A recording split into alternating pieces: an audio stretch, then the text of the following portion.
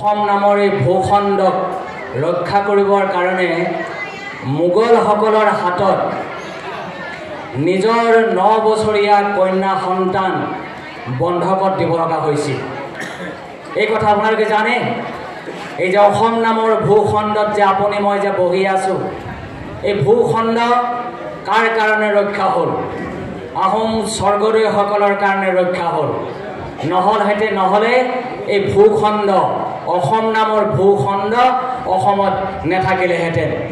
আপোনাৰ সকলোৱে জানে জয়দত্ত সিংহৰ 9 বছৰীয়া কন্যা ৰমণী গাভৰুক মোগলসকলৰ হাতত গতাই দিব লগা হৈছিল কেৱল সন্ধিৰ নামত অসমখনক ৰক্ষা কৰাৰ বাবে। এইটো হয়তো আটাইতকৈ ডাঙৰ উদাহৰণ হ'ব অসমীয়া জাতিক আজিৰ এই সমন্বয়ৰ মাজেৰে ৰক্ষা কৰাৰ কাৰণে চাওলুং চুকাফাই প্ৰৱেশ কৰা 1228 খ্ৰীষ্টাব্দত অসমত প্ৰৱেশ কৰি পৰৱৰ্তী সময়ত বিভিন্ন জাতি জনগোষ্ঠীক একত্ৰিত কৰি কেনেকৈ বৰঅসম নিৰ্মাণ কৰি থৈ গ'ল। এই যে আমি মেডাম মেফি উদযাপন কৰিছোঁ, মেডাম মেফিৰ জৰিয়তে আমাৰ অসমীয়া জাতিটোক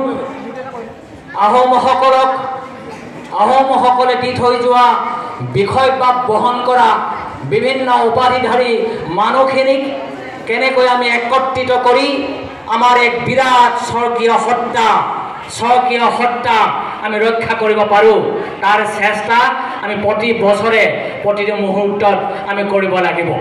এইটো হৈছে মূল কথা। মই আৰু বিশেষ কথা কৈ আপোনালোকক আমনি নকৰোঁ।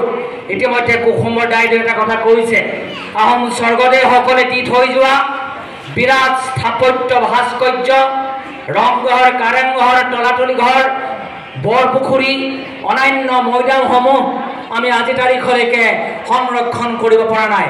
আটাইতকৈ গুৰুত্বপূৰ্ণ কথাটো হৈছে স্বৰ্গদেউসকলে দি থৈ যোৱা স্থাপত্য ভাস্কৰ্য আমি সংৰক্ষণ কৰাটো।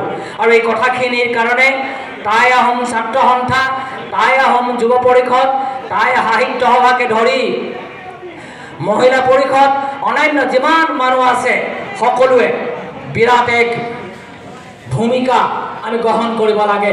তেতিয়াহে আমাৰ আচলতে স্থাপত্য ভাস্কৰ্য ৰক্ষা হ'ব।